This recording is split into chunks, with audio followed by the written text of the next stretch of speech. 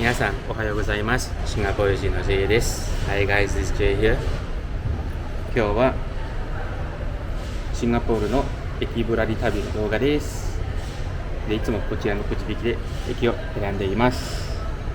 早速ですが、今日の駅を選びたいと思います。レッツロール。これどこですかね。シーメイはシンガポールの東部にある駅なんですけれども、シンガポール人の私にとってシーメイといえば、イーストポイント、チャンギージェネラルホスピタルと IT コレッジイースト、モール、病院と技術学院、なんかシンガポールの住宅区によくある施設なんですけれども、あとは何かあるでしょう。とりあえず行ってみたいと思います。それではレッツゴー。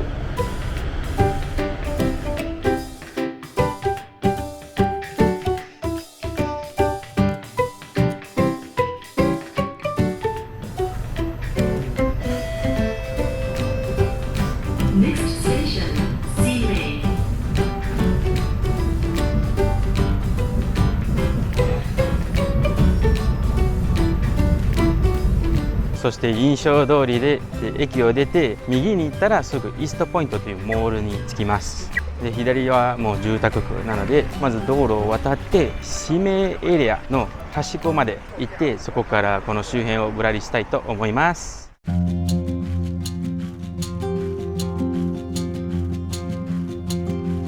はい、ただいま市名ストリート4を歩いています。で、市名はもともとタンパニーズサウスというエリアだったんですけれども、1980年代にこの周辺が開発し始めたんですね。1984年ぐらいから HDB を立ち始めて、1985年にこの周辺の名前が、タンパニーズサウスから市名に改名して、86年ぐらいから住民がここに引っ越し始めたんですね。なので実はこの周辺の施設が結構充実していますね。駅のすぐそばにモールもありますし、コミュニティセンター、学校、そして病院もありますね。そしてこれから探してみたい場所についてなんですけれども、市名の中国語の名前は4つの美しいという2つの漢字を合わせているので、その4つの美しいものは何を指しているかを探してみたいと思います。この周辺にあると聞いているので、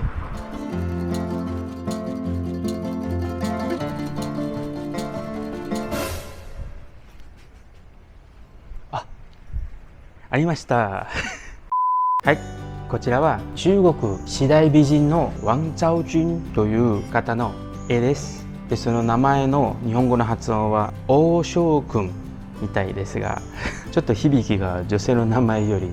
男性の方と近いかもしれないんですけれども。で、この HDB 住宅区ができた当初、この周辺の名前は市名だったので、HDB がこの周辺の4つの道路をその中国四大美人の名前に名付けたんですね。しかし、あの時の住民にとってはそういう名前はやはりちょっと覚えにくかったもありますし、発音しにくかったらしくて、結局 HDB がその4つの道路の名前を、分かりやすく市名ストリート1234に改名したんですね。ちょっと映像的にあちこちにシンガポールの国旗が飾られているかもしれないんですけれども、撮影時期はちょうど8月だったので、皆さんが住宅の前とかあと路上にシンガポールの国旗を飾っています。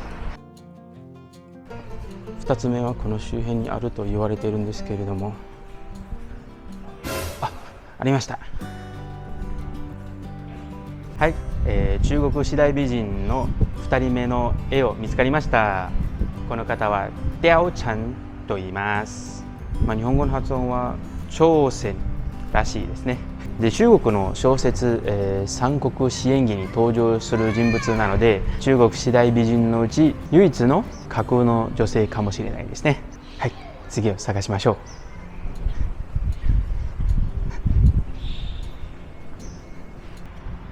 で、この周辺の住宅のブロックの設計もその地名にも影響を受けていますね。例えば中国の四大美人と関係する名前だったので、中国風にも影響されていますね。なのでこの周辺の住宅ブロックに三菱違うダイヤモンドか六角形のデザインがなんとなくありますね。でそしてシメイというエリアは実はチャンギと割と近いです。チャンギで、そうです、チャンギ空港のチャンギですね。なのでこの周辺の住宅ブロックはあまり高くできないですね。マックスでもなんか11階か12階ぐらいかなとは思います。そしてただいま駅路線を渡って多分駅路線の西側に行ってると思います。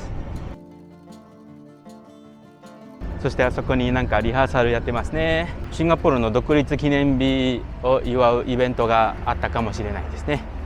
是在哪里呀？不是这个 block 啊，那个 block 啊。OK OK， 好，谢谢你啊，谢谢。はい、3つ目の絵はでこのブロックの下にあるみたいです。なんか目印みたいな感じですね。ありました。はい、こちらは中国四大美人の3人目ヤン・クイフェイの絵です。日本語の発音は楊貴妃みたいです。中国東大の、皇妃だったんですね。一応1980年代にできた絵なのでちょっと色があんまり鮮やかではないかもしれないんですが、4人目の絵を見つかりました。はい、こちらは新詩の絵ですね。日本語の発音は静詩みたいです。その中国四大美人のラインナップは場所によってその4人が異なってるんですけれども、唯一その全てのラインナップに入っている方はこの方ですね。还有多一个其实在 MRT 对面这边靠近这边走直，我自己去看一下。好，谢谢你啊，谢谢。どうやら静止の絵がもう1枚あるらしくて、こちらの方にあります。こちらの方って言われてもどのブロックかちょっとわからないんですけれどもでもすぐ列線のそばにあると言われたので、列線のそばにあるブロックは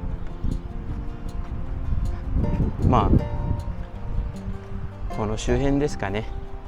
でこの中国四大美人のうち静詩は最も有名の方ではないかなと思いますね。有名しすぎて中国語でもこういうことわざがあります。情人眼里出西施ですね。意味としては、どんな感じでも、好きな人の目から見ると美しいという意味ですかね、日本語で。そして日本語でも静詩に関係する四字熟語もあるみたいです。静止放心、その意味としては考えもなしに人の真似をしても、物笑いになるだけであるということです。猿真似をして失笑を買うこと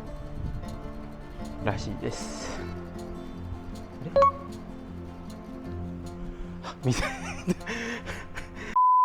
はい、こちらは、中国四大美人4人目静詩の2枚目の絵です。これで、シメの名前に関係する、中国四大美人の絵を見つかりました。しかし、この周辺の地名はこの中国四大美人の名前から由来しているではなかったらしいですね。その由来の場をこれから向かっていきたいと思います。でこちらのシメエブニューという道路を渡ると次の駅タナメラ駅の周辺の工場団地に入りますので、一旦この周辺でもう少し歩いてみたいと思います。はい、そして駅から少し離れていますがジャランソービーに来ています。それでなぜこの私有住宅団地にあるジャランソービーに来ているかというと、この周辺シメの名前の由来の一説によってこのジャランスービーから由来しているらしいです。でその説によるとこの周辺昔は、スービーというエリアにも、名付けられたこともあるんですけれども、1960年代のシンガポールの教育制度がバイリンガル制度が投入し始めたところで、1970年代のみんなは英語を勉強し始めたんですけれども、母語、特に中華系の母語がみんなまだそれぞれだったみたいです。福建弁、広東弁、広東語、海南弁、海南語と博語もあったんですね。しかしバイリンガル制度のためその母語も一つに統一しないといけなかったので、1979年にSpeak Mandarin キャンペーンということがあったみたいです。でこのキャンペーンによって中華系シンガポール人の皆さんはマンダリンを母語として使いましょうということを推奨されたみたいです。ちょっとジャラン装備の最後まで来てしまいましたので U ターンして戻りながら話を続きます。でその Speak Mandarin キャンペーンの活動の一つとして当時政府はいろんなシンガポールの場所を改名したんですね。特に名前がまだ中国語の方言の名前の場所を全部マンダリンに改名したんですね。例えば当時のニースンをイーシュンに改名したり、リトルインディアの近くにあるテッカをジュージャオに変えたりしていたんですね。しかしそのスピークマンダリンキャンペーンの目標の一つとしては、中華系シンガポール人をみんな共通のマンダリン語でコミュニケーションを取れるようになるという目標だったんですけれども、逆にその改名によってローカルがもっと混乱になってしまったのでその名前を戻している場所もありますね。しかしそのままマンダリンの名前が残された場所もありますね。例えばイーシュンです。でこの周辺の名前装備もそのスピークマンダリンキャンペーンで名前が福建弁からマンダリンの氏名に改名してそのまま残されたという説もあるんですけれども、あくまでも説ですね。で氏名と同じように名前がもともと中国の方言だったんですけれども、そのキャンペーンでマンダリンになってそのまま残された場所もシンガポールに何か所ありますよ。例えばペクさんは今の B さんですね。そしてアオガンは今のホーガンという名前になったんですね。面白いですね。多言語国家の地名の変化が。というわけで、市名エリアを一周して、市名駅に戻ってきました。ちょっと今回の動画は、HTB 住宅区とシンガポール中華文化の話ばっかりしていましたが、面白く見ていただければ嬉しいです。それではまたね。この動画面白かったらぜひ高評価、そしてチャンネル登録よろしくお願いします。